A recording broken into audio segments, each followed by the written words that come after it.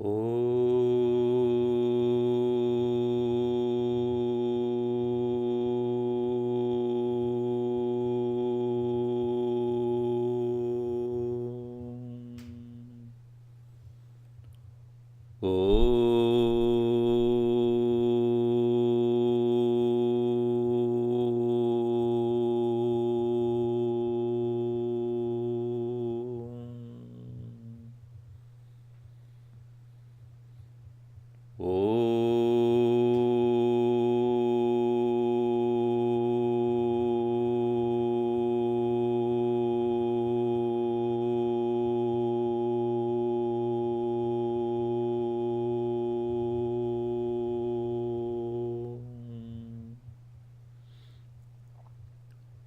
Om Sahana Vavatu Sahano Bhunaktu Sahaviryam Karavavahai Tejasvinavadhitamastu ma vidvishavahai. Om Shanti Shanti Shanti.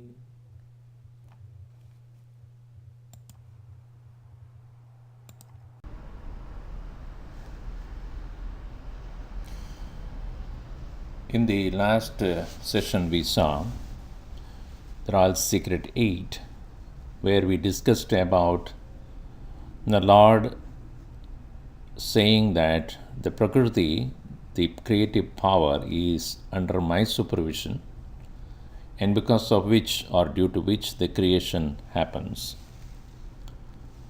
And we know the Sanskrit word Prakriti means universal laws that function without human intervention. Just like the rain, the shine of the sun, the moon, the planetary system, what we breathe as air, the fertility of the land, and many other laws that are governing our existence, that is referred as Prakriti. And when we go against these laws, according to our own fancies of the mind, our mind takes to the next another level called Vikriti, human interference leading to destruction and disturbance to the ecology, and also all the norm and order of things. On the other hand, when we protect the ecology, protect the environment, and do the things as per what is to be done, and enhancing the entire society or the community for a betterment, that is human interference leading to progress and peace, is called Samskriti. That is the reason why in the Indian context, in Hindi also, the culture, the word culture is in Hindi is called Samskriti. So we understand the very word means samyak. That which is what is already there, we make it better, make it perfect, make it more available to everyone, not disturbing it and not using it for wrong purposes or for one's own personal wishes. That's called Samskriti. And the individual also, when he or she learns the right values of living and virtues of living, that is also called samskara. Continuing, Bhagavan said in the next one, that is, the unintelligent ones do not recognize me as God, since I dwell in human form. So Krishna appeared in front of Arjun as the son of Devaki and Vasudeva. And therefore, God in the human form is not limited to function only as human. His vision is universal and all-inclusive. Krishna, even though as he grew up in Vrindavan as a little young boy, playing along with the gopis and all sort of playful things he did, as a cowherd boy, he had taken care of the cows and the cattle there. But as he moved on to the next stage of his life as an adult or a youth, he realized that his mother and father are imprisoned by Kamsa at the main capital city. He proceeded on there, Dwaraka, and then established his own kingdom in Dwaraka. And then he became a helpful counselor for the Pandavas. And he never returned back to Vrindavan where he originally hailed from, or he spent his boyhood. Only to say that we all have our own responsibilities and vision of life. We should have that vision of life, and we should never regret for anything that we leave behind. Many times we feel that, oh, it would have been better if we had been here, I was living there, etc. Wherever we are, we should do our best and proceed on doing what is right and appropriate to be done. And therefore, even as Krishna appeared as a human, he proceeded on to take up a lot of responsibilities on his shoulders and completed all of them until the end of the war. He was with the Pandavas and made the Pandavas establish their kingdom back. And even when they were deprived of their rulership for over 13 years, he was with them all the time, explaining and encouraging them not to lose heart, but to get back with the greater force to reclaim the land. When we realize this godly nature of the soul, we overcome the limited human tendencies and become compassionate, loving, and forgiving. It is us that as human beings, it is our responsibility to know that the soul in us is godly by nature.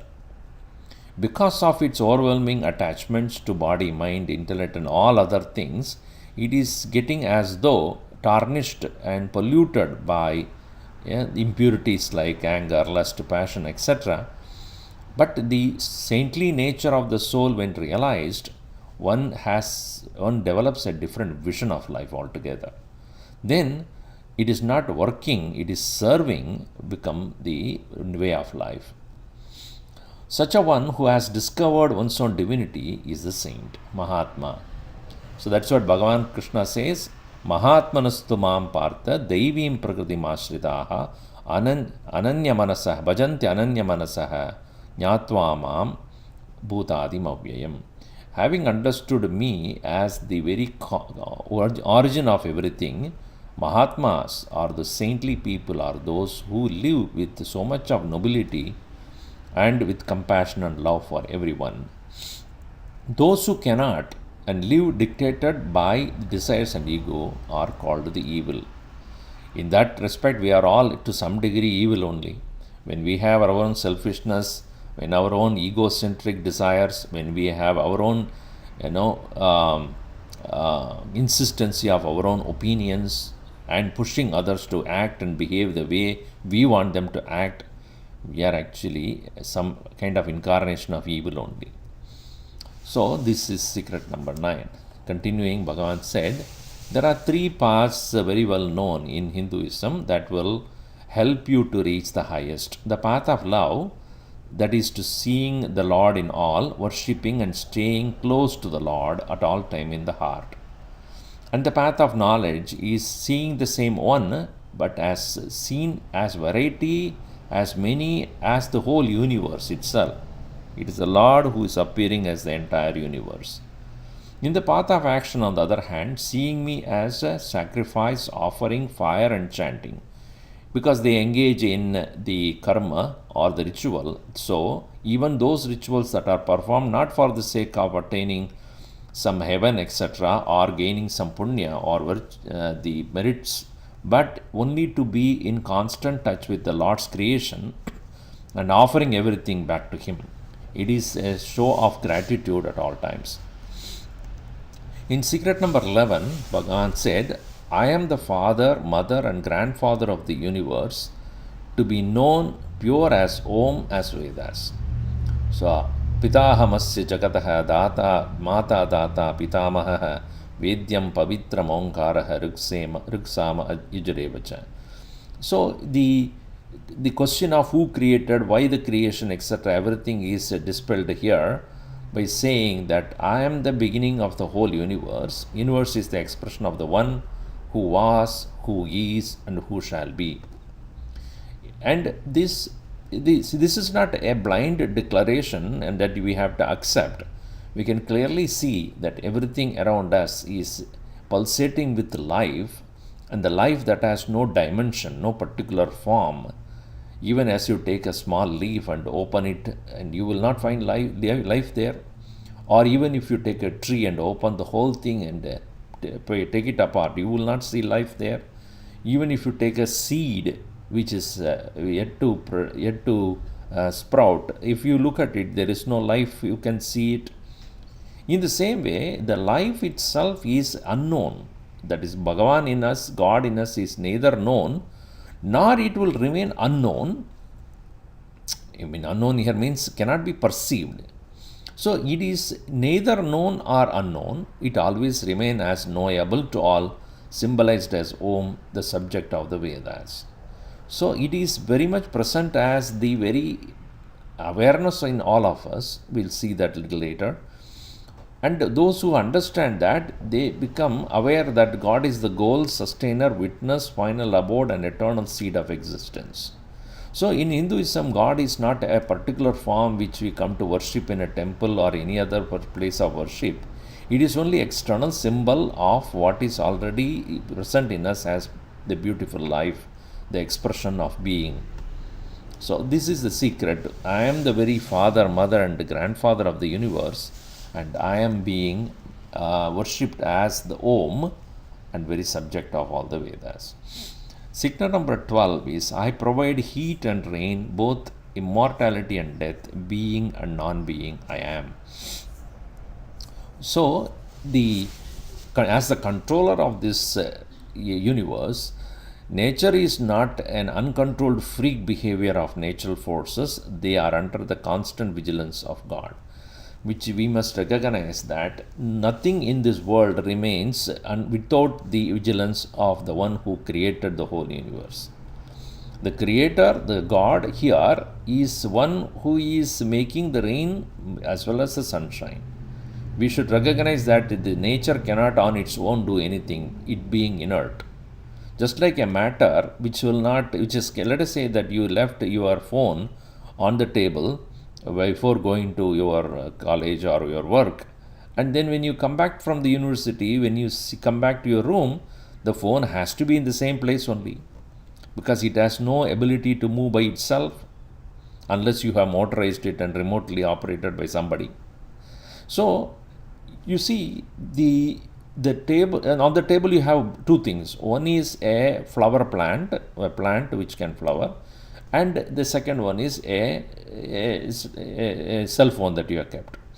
You left it and then went away, and then maybe 2-3 days later, when you come back after vacation, you come back, the phone will be exactly in the place where you have left it, while the plant would have already blossomed to have a flower.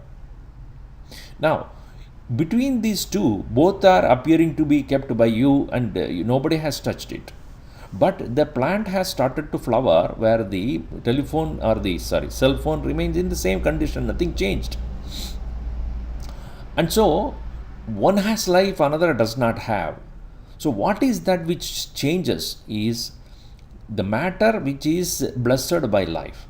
So that Krishna, as the very life inside the plant, is making the blossoming of the flower possible, while the same Krishna which is not present as life in the matter called the phone, which is made of only the material things, and that it does not express itself different from how it has been left behind.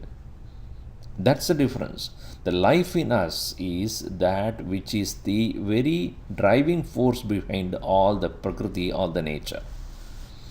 So, it's not an uncontrolled freak behavior of nature, it is always under the supervision of the Lord. All pairs of opposites have purpose, and they are expressions of the one appearing diversely.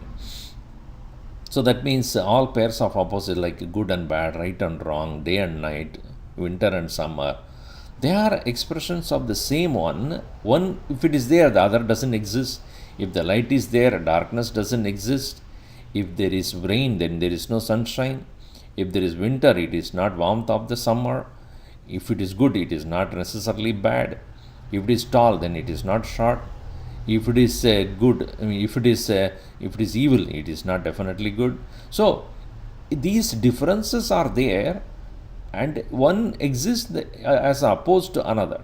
But both are expressions of the same thing, which when we recognize that we do not get to have a strong liking about one thing and strong dislike about the another. This strong likes and dislikes is what dictates our life today. But when we realize that these both the opposites are coexist, the opposites are expressions of the same thing, even though they don't coexist, we realize that the one itself is expressing as both life and death, joy and sorrow, birth and growth and decay.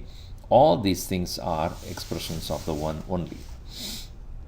Finally, we saw in this secret number 13, free of sin, the ritualists reach heaven and enjoy pleasures. Upon exhaustion of merits, they return back to the mortal world. So that is to say that all rituals have got different merits, and then as only in human life one can engage in actions to accumulate merits and demerits. And as animal, as any other life form, we are not capable of doing an action out of our own volition. That is, the animals live, no doubt, among us, but they live in a life of as though preordered and determined by not by intelligence, by their own nature. That is, they cannot cross or grow and go beyond their nature. So here every action produces only a limited result, including those prescribed in the Vedas.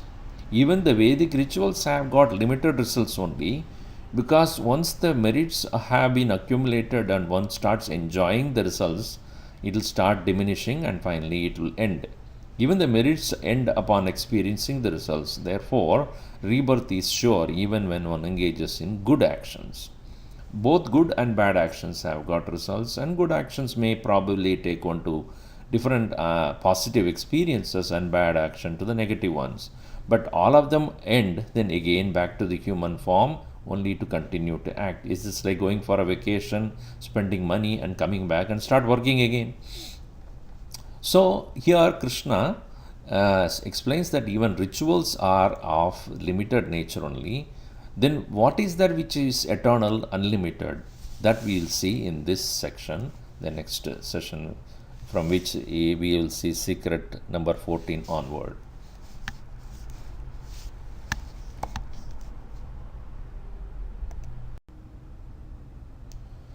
Royal secret number 14. I'll take care of all needs of my devotees when they continuously abide in me. This is a very famous verse. Some people consider that this verse is the center, the middle part of the entire Bhagavad-Gita. But Gurudev writes in his commentary, it cannot be the central one, because there are 701 verses, and this one particularly is 360, and therefore it cannot be the center. But having said that, this particular verse gives you a very interesting dimension of what Krishna is going to say. So remembering me is the most important occupation, should be most important occupation of your life. Now we will see how it will turn out to become the most important message. Ananyas chintayanto mam yejana paryupasate tesham nityabhiyuktanam yogakshemam vahamyaham. That's what the original verse is. So the word ananya chintanam. So let us see how it is. Now, mind is, as you know, is a continuous thought flow. And not one thought can remain for too long in our mind. It is like a river continuously flowing, and so a particular waterlet cannot be remaining there for too long. Think about your life, everyday life. Can you hold on to one single thought for too long, even if it is for a few moments, maybe a few seconds, or even the whole 1 minute? There may be so many other thoughts coming and pushing it away. So it is not possible for us to hold on to one single thought for too long. The practice of japa is to make that as a possibility, but that also has limitation. you take the name of Lord Shiva or Sri Krishna or Sri Rama or whatever be the name you take, and then you continuously repeat it again and again and again and again. You may probably utter the name of the Lord and keep thinking about the form of the Lord, etc. But then, mind being what it is, it has to move on to the next thought. It will bring about other things, and you may have other various tasks to complete. So you may do it for maybe 5 minutes, 10 minutes, 15 minutes, maximum 20 minutes. And then thereafter, you have to get up and start doing things. So no particular thought can be held for too long in the mind. So here when Krishna says Ananya Chintanam, continuous unbroken thinking about me, if those people who do it, they are my devotees, and I'll take care of them whatever they need. So now this will be impractical idea. How can I ever think about the Lord continuously? Now therefore there are two aspects to it. A religious person would say, now whenever I do anything in this world, I would think about God and ask Him, offer it to Him. That is good. There is nothing wrong. But the practical thinking about it is this way. Only thing a person can consistently think about is I am. At all moments, at all times, from the time we wake up till the time we go back to the bed, from morning till evening, one thing which is common in all our transaction is a constant awareness that I am. Now this I am is of different types. When it is at the physical level, it is an expression like experience of hunger. I am hungry, I am thirsty, I am old, I am young, I am active, I am not active, I am feeling lazy, I am feeling energetic, I need that, I am so all those things which are bodily needs. And the eyes wants to see something, ear wants to listen something, nose wants to smell something else, tongue wants to taste something else, and the skin wants to touch. So these experiences that we come to have in our body is due to the strong identification with the physical body, and that is natural to us. But the question is, when you say I am hungry, or I am thirsty, etc., if you are able to distinguish very clearly that this is the body that is hungry, it is the body that is thirsty, it is the body that is getting old, it is the body that is feeling young. So this understanding, if it is there, you can clearly see it is I am identified with the physical body is what is experienced as hunger, thirst, etc. Similarly, the same I am feeling is in the form of I am angry, I am happy, I am jealous, I like, I do not like, I want, I do not want, I feel good, I don't feel good. So this is an emotion, a feeling. This is identified with mind. A certain moodiness, a certain enthusiasm which you feel in the mind about listening to something which is pleasurable and seeing somebody who is unpleasant. So these experiences of pleasant and unpleasantness, anger, greed, jealous, and all these things are from the mind and its earlier understanding or memory, or also it can be something which you are expecting to happen, something doesn't happen, that brings unpleasant feeling. Or you meet somebody who is not agreeing to what you are saying, or one who is challenging you, one who is not treating you properly. So various emotions and feelings go through. Again, here also, if you see clearly, this is a feeling that is happening in my mind, and I am the witness to it. Therefore, the distinction between me, the one who is perceiving this emotion, and the emotion itself, this clarity should come, because of the lack of that clarity, I am identified strongly with the feeling, then therefore I say I am angry, happy, etc. The next one is I am is a strong you in the intellect, based upon your achievements, your accomplishments. I am smart, I am educated, I know it well. Or sometimes it may be a depression, and I don't know, I am useless, I am waste, I am a burden, I am good for nothing, I am not wanted by anybody, I'm wasting my time. In this kind of lower self-esteem is also because of the identification with your intellect, your conviction, your opinion, your ideas, your concept, your understanding, your knowledge, your wisdom. So that is also I am only identified with the intellect. But when we thus distinguish this I am away from this physical body, etc., I am is the awareness without identification with the body, mind, and intellect. This awareness is the presence of Krishna within all of us. So now it's very interesting. When you come to, let us say that I am seeing a book in front of me, I am seeing the book in front of me, or I am holding the book in front that is in front of me with my hand. In both the cases, the one which I am seeing or which that I am holding on to is different from me. The book is different from me, therefore I am able to hold it. The book is different from me, therefore I am able to see it. So what you see or what you hold on to, what you are able to smell or anything with the senses must be something other than itself. So if it is an object, obviously it is not the subject.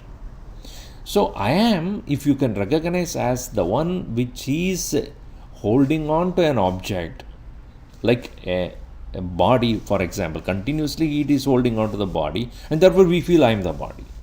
But if you can distinguish the body as different from the I am, the awareness, then obviously you are recognizing that I, the awareness, is the presence of God. So also with the thought or an emotion, with an intellection, when we are able to clearly see the difference between the awareness and what it is identified with, we can really know that this awareness, which is continuously present, is the presence of the Lord within us.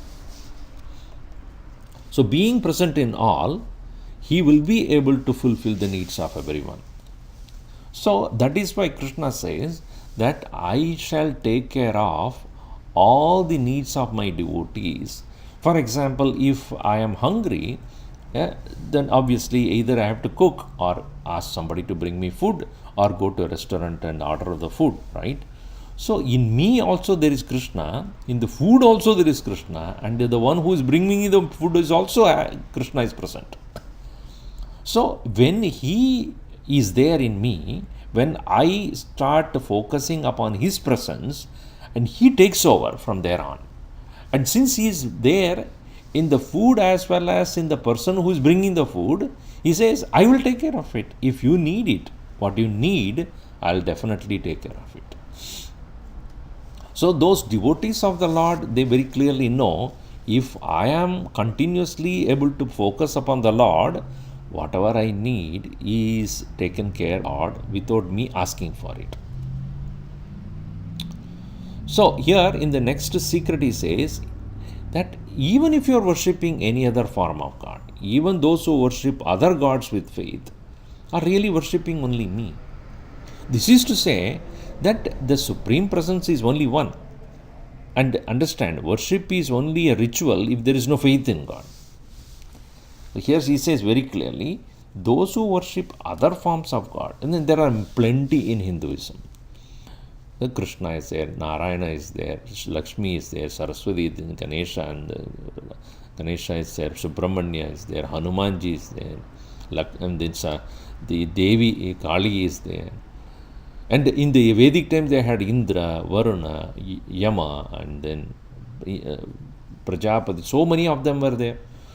So Brihaspati for the knowledge, and Indra for the abilities, and then Rudra for Shakti power, and Ganesha for the knowledge and wisdom, Saraswati for education, Lakshmi for prosperity. So many different gods. But what He says is, what is most important in any ritual is, do you have the faith in that very performance?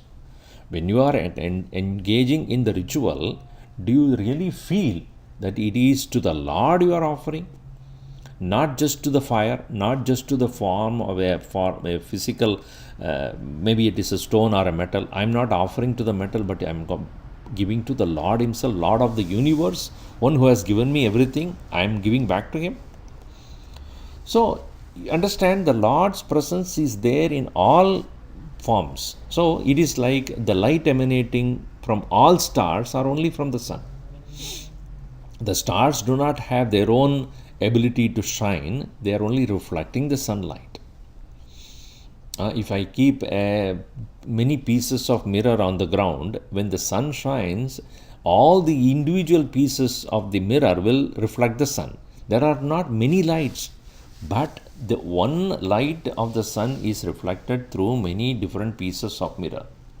In the same way, many different forms of gods are there. They are all expressing the one supreme power only. So, here Krishna says that very supreme power, that very presence is there in your own heart. So, when you go to a temple and worship the Lord, it is actually you are worshipping your own inner presence externally expressed as the idol there. So, all powers vested in many gods are primarily from Brahman, the supreme reality, represented here by Krishna.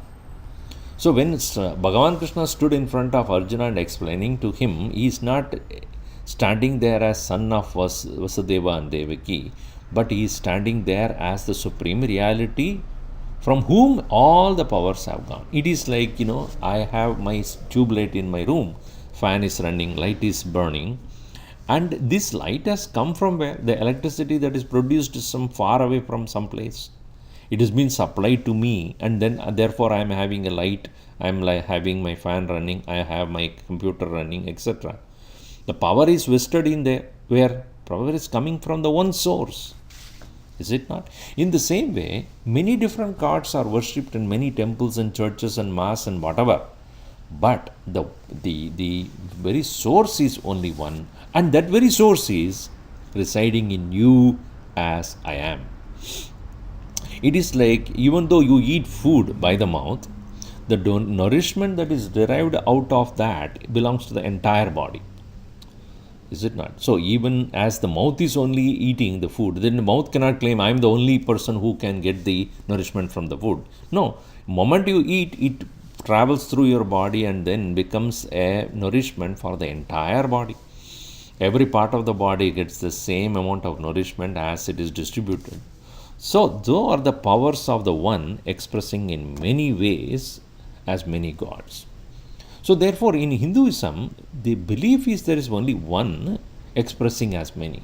So, many people have this very peculiar idea when you talk to anybody that I belong to Hinduism. So, how many gods you have? Are you not confused? We have only one Christ. We never get confused. We know whom to worship. And you people, you go to a temple, oh my God, so many of them are there.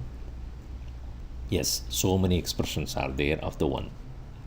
It is based upon the taste of the individual. A person who is seeking knowledge may worship Saraswati. One who is seeking power may worship Shakti or Shiva. One who is interested in accomplishing things without any obstacle, then he goes to Ganesha. One who is wanting to be the servant of the Lord, he may go to worship Hanumanji. So many, but the whether it is humility, knowledge, wisdom, power, prosperity, ability, agility, strength, all these things are coming from only one, expressing as many different things. It is like one government and various departments. The government is one when various departments dealing with various different fields of administration.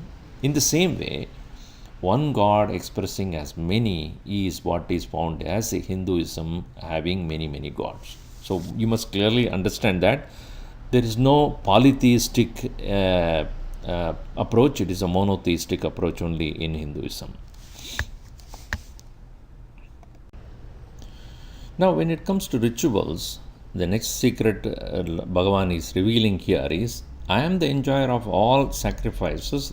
Those who do not know my essential nature perish. So, in rituals, they invoke many different forms of gods. And each time when they worship in the fire, they offer everything to the fire to show that I received it from you and giving back to you. So, Krishna says that even as you are doing rituals for many different deities, Actually, you are doing it only to me. I am the enjoyer of all sacrifices, and those who do not know this, they really fall away. What does it mean? Now, you see, one supreme reality is the final recipient of all our offerings in temples and mosques and churches and other places of worship in every way. So, for example, when I show my gratitude to the Lord and I offer it to something, it may be to Bhagavan Rama or I am doing, or for Hanumanji I am doing, or for Shani Devata I am doing. There are so many temples and so many different places of worship. Know that there is only one to whom I am giving. It came apparently from many people, many different gods or many different sources. But actually it is going back to the one only. It is like many different rivers, finally they all reach one ocean only. They all go back to the same mighty ocean. One may be called a Bay of Bengal, another may be called Pacific, another can be called Atlantic, third one can be Indian Ocean. It's also Arctic. Many different kinds of names are there, but really speaking, all are connected to one single mass of water. They may have different names, but there is only one mighty ocean in the earth. In the same way, there is one supreme reality which is portrayed differently at different religion at different times have been created by masters. So whether it's a temple, mosque or church, another place of worship, it is the same one to whom it is going. Those who do not recognize this essential nature keep fighting out of their lack of knowledge of the one. And that's what we have seen. Both the world wars have begun because of the religious differences. And we find that people who are fanatically holding on to their own ideology, understanding of God or misunderstanding of God, so to say, they all have fought very vigorously, bitterly, violently, criminally against each other. And the entire creation suffered out of that. The wars that have massacred the people is much more than what the nature has done. Nature has done so much, has done so much of violent destruction as much as human beings have done. So, what we see is that people who do not understand that oneness of the whole thing, they keep fighting out of their own ignorance. And when thus we realize that there is only one which is present in all, expressing as all, we lose all the differences. And now you see, where do I find that one? Those who do not turn their attention to the one residing within oneself have wasted their life as human beings. We as human beings are capable of turning our attention to the one which is within all of us. Once we realize that is within me, as I realize it is within me, it is the same which is residing in you, then thereafter there is no hatred. If I see myself in you, can I ever hate you? If I don't see myself in you, to the extent I differentiate myself from you, I'll always have certain amount of fear and certain amount of hatred, jealousy, etc. Why do you think a mother is so fond of the child when it is young? Because the mother doesn't see herself different from the child, or the child also doesnn't see oneself different from the mother. And that's why whenever it is afraid, it is alone, it is feeling lonely, it goes to the mother, because I want to go back to where I came from. The mother who gave birth to me, the mother who takes care of me, the mother who is always accompanying me, the mother who is always there for me to take care of whatever I demand, and even without me asking, she is providing for me. That closeness comes between the child and the mother. And therefore, mother feels so complete when she is serving the child, and child feels so protected and completely nourished when it is given by the mother. So that relationship between the mother and the child is the most intimate one. And when the child grows up to become an individual boy or girl, slowly having its own formed opinion, ideas, and its own strong likes and dislikes, it starts drifting away from the mother. The mother also knows that. That is the growth of the child. It has to become independent. All right. But as it starts growing up as an individual, starting to show its difference between itself and the child, the mother, thereafter that affinity goes away. Thereafter there is some amount of differences being built. Strong walls are built. And slowly there is a shift from the earlier relationship to just a mother, respectful, someone who is loving, etc. But not as much of seeking the constant company of the mother. Because the fellow says that now I can do things. Now I can have my own things to do. I can independently act. I don't need to be dependent upon somebody. So also the jiva, the individuality in us, we are now not feeling as much close to the Lord as we should be, because we are building walls between ourselves and God based upon our own thinking that I can do things. I do not need a higher power to take care of me. I can independently act and do things. And the Lord also leaves that. Okay, let him do. But if we realize that even as I am doing many things and accomplishing, able to learn and understand and accomplish, if I start understanding that all these things came from Him only, all these things I am able to do are His grace. And where is He? He is sitting in my own heart as my life, as my own being, as my own awareness. Now, when out of this maturity, when a person starts turning his attention to oneself, one realizes that the constant company of the Lord is always there. In fact, anything I am able to do, it is because of the constant company of the Lord. Having realized that, he becomes a man of wisdom and maturity and saint. If as a human being we fail to do that, that's why Krishna here says, he who does not know this, my essential nature, perish. Because building up such a wall, a strong wall between oneself and the Lord, one thereafter loses that grace and blessings from within and grow arrogantly, and ultimately lose his mind, and restlessness comes in, because not everything happens the way one wants. Not all the time everything happens the way one likes it. And as one gets older, becomes lonely and unable to bear the physical pain and sorrows and experiences which are provided by the world around. One is being neglected, one is feeling ignored, one is being left out for not wanted, and such an individual constantly suffers and perishes. So, only upon realizing the One in all, a person can remain ever not alien to anyone, meaning he becomes a friend, sarvasya suhrut bhavati. For everyone, he would become a real friend, and that's the nature of a saint. Such an individual who recognizes the Lord in me is the Lord in all. The one who is in me is the one who is residing in everyone. I see myself in everybody. So such an individual becomes a compassionate, loving saint.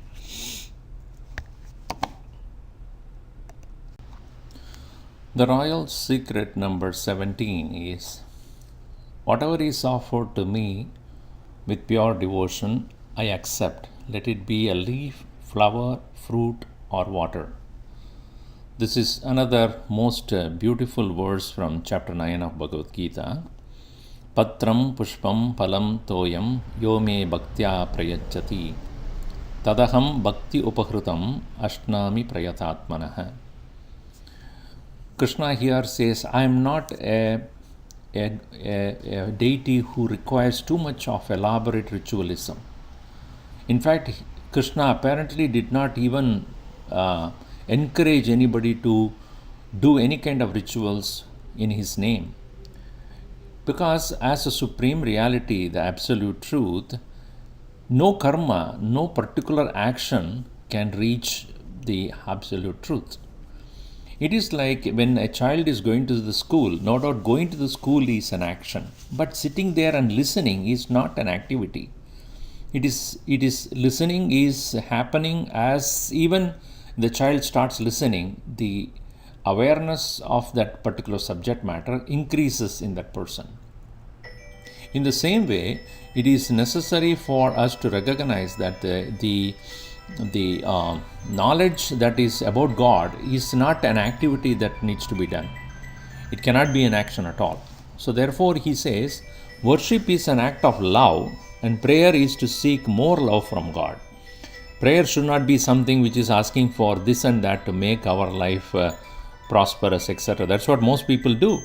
In fact, that is what we think that a prayer should be about, asking for the Lord, give me that, give me this. But what we should ask Bhagavan is, give me more love towards you. Make me remember you more often. Make me able to see you more often. Make me able to recognize you in everybody's face. Make me able to feel your presence in the entire nature.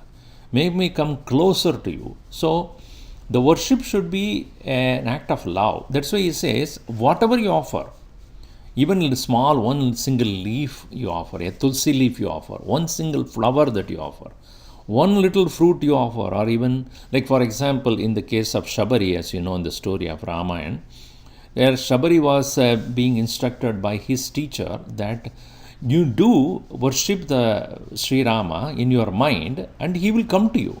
Definitely he will come to you if you seek him continuously. And this master went away.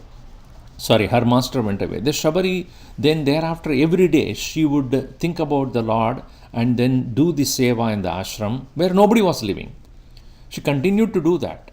Many years later, when she became frail and old, Sri Rama, who was in search of Sita, came there, and as he was walking in the forest, he told Lakshman, something is dragging me towards this particular part of the forest. I do not know what it is, but I am like a magnet attracting the iron files. I am getting attracted to a particular region of the forest. Let me see who is there. When he went there, he finds a very old,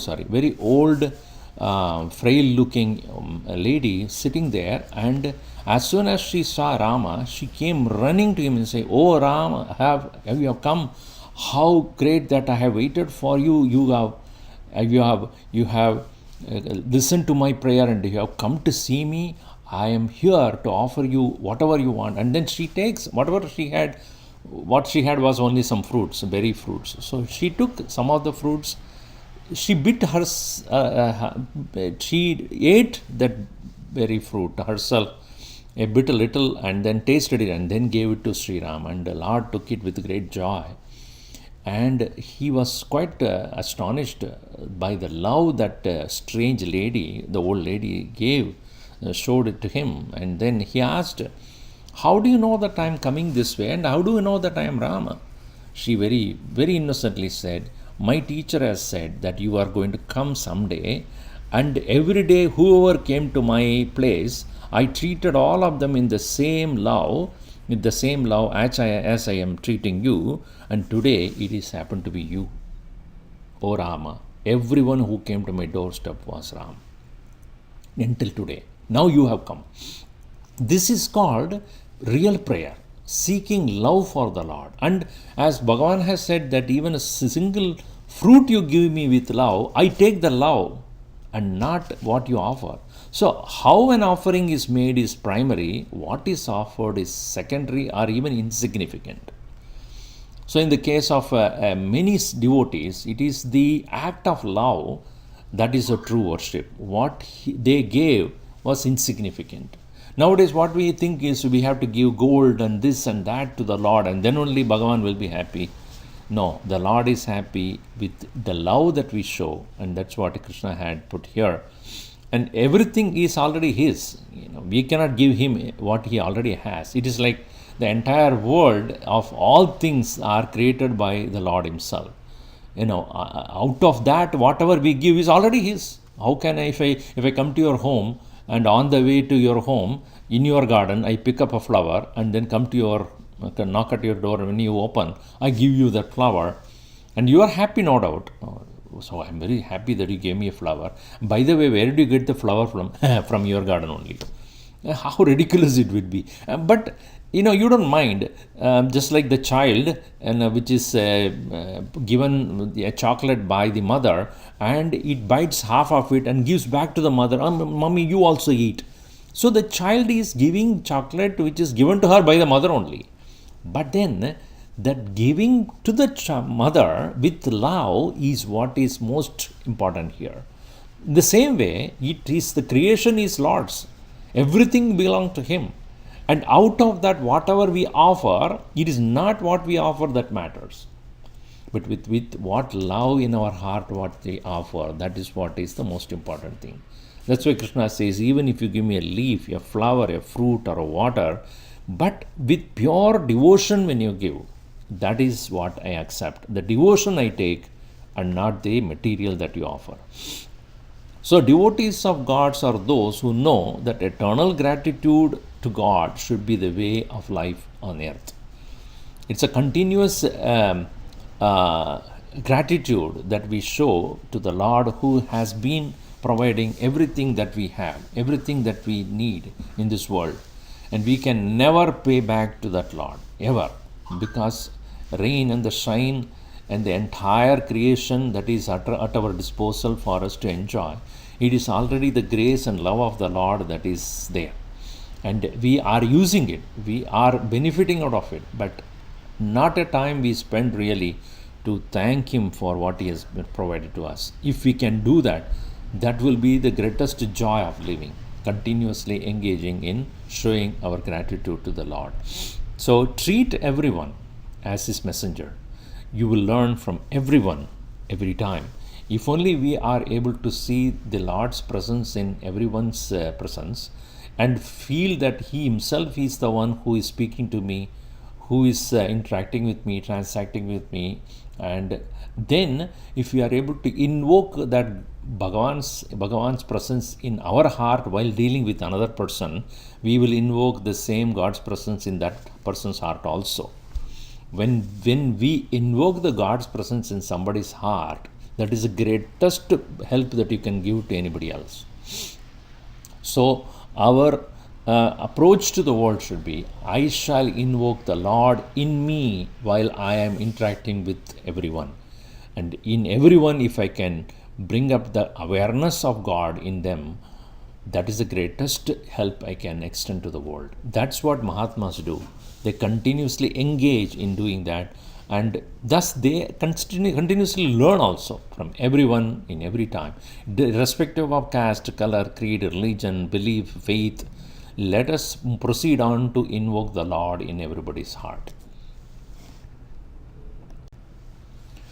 Continuing on the same thought process, Bhagavan Krishna says in the Royal Secret number 18, whatever you do, eat, sacrifice, donate, practice as austerity, do all as offering to me. Yat karoshi yatashnaasi yat juhoshi datasi yat tapasyasi kaunteya tat kurushva madarpanam. So here, it's interesting that Krishna had earlier said, whatever you offer to me with love, I take it, whether it is a little single leaf, a little water, a fruit, a flower. But it is not restricted to a puja, it is not restricted to an act of worship, but anything that you do, even in your daily life, whatever. No action is complete without Lord's approval. We do not recognize this because we think that we have a command and the control over everything that we do. We hardly have any. I have given you this idea many times before, that when you eat the food, until the act of eating, of putting into your mouth is your action. Beyond that, what happens is not at all your control. Everything in this world, you will see that a certain part of the activity alone is human action. Everything else happens and not at all under our control. Everything happens. You think you can grow your child is growing because of you. Because of you, the trees and the plants are growing. Is it because of you the planet is moving? Is it because of the sunrise and sunset takes place? Is it because of you the weather changes? Nothing is done by human beings. We are only disturbing it, what is already there. We do a fraction of a thing, and the entire responsibility is already taken care. So, if we realize that my role in any action is so minimal, so whatever you do, please recognize that it is the Lord who is finally going to take care of the whole thing. So therefore, the thy will be done is not a helpless cry. It is the highest wisdom. The moment you realize this, that I am doing what best I can, only that much, and then leave it to the Lord and pray that His grace works on whatever I do. And even if it doesn't happen the way I want, that is also His grace only. There is a reason why it is not happening. And if it is happening, it is grace. If it is not happening, it is His grace. This is the understanding, thy will be done. Not mine, not mine. So this is what Bhagavan says, whatever you do, even at your workplace, any place you go, anything that you do, anything you offer, donate, do practice as anything as austerity or sadhana, anything that you do, thy will be done. So when you offer every act unto Him, there is no regret about what is not done. Because what is not done, it's not consciously you did not do, what could not be done. What could not have been done by you, what could not have been accomplished by you, don't regret. Whatever you have done is the best. Whatever you could not do, leave it. And when right opportunity comes, you will be able to do it best. And so the depression and dejection and all that we see in today's world among the people are because they want to accomplish everything, and they want to accomplish the way they want to accomplish, and also according to their own whims. When we realize that whatever I do is Bhagavan's grace, because of which I am able to do it, and if I am unable to do it, it is not because I don't want to do it, it is the circumstances, the environment, this situation is not appropriate, and I am not able to do it, fine. When the right opportunity comes, I will be able to do it, again with the grace of the Lord only. So offering is not to submit to an idol. It is not to giving to a particular form of God. It is to serve everyone, share with everyone as though you are serving the Lord. It is not that when you are at work, you are going to offer your action to some deity. It is not. It is you are doing your best, and giving your best in every action itself is an offering to the Lord. Because Bhagavan takes only the best. Anything worst that you do, you take it to yourself. Anything best that you can do, give it to the Lord. So, you see, the entire nature is constantly expressing that. Every flower blossoms for Him. Every fruit is waiting for Him. Every day the sun shines for Him alone. It is not the flower decides to blossom for somebody, some person in this world. It's not the fruit is only for the owner who had originally planted the tree. No. The fruit is there for Him, for the Lord. That's why we offer it to Him. The flower blossoms for the Lord. That's why we take the flower and offer it to Him. Everything that is provided by the nature is His grace. And our responsibility is to show our gratitude with His own creation and offer it to the Lord. Thus, therefore, when we live with this understanding and wisdom, we are knowing His secret, living His secret, and submitting to His grace. And that is what the Lord really wants all of us to do. We'll see more in the next session. Om Sarve Bhavantu Sukhinah, Sarve Santu Niramayaha, Sarve Bhadrani Pashyantu, Ma Kasya Dukkha Bhavet. Om Shanti Shanti Shanti. Hari Om Shri Gurubhyo Namaha. Hari Om.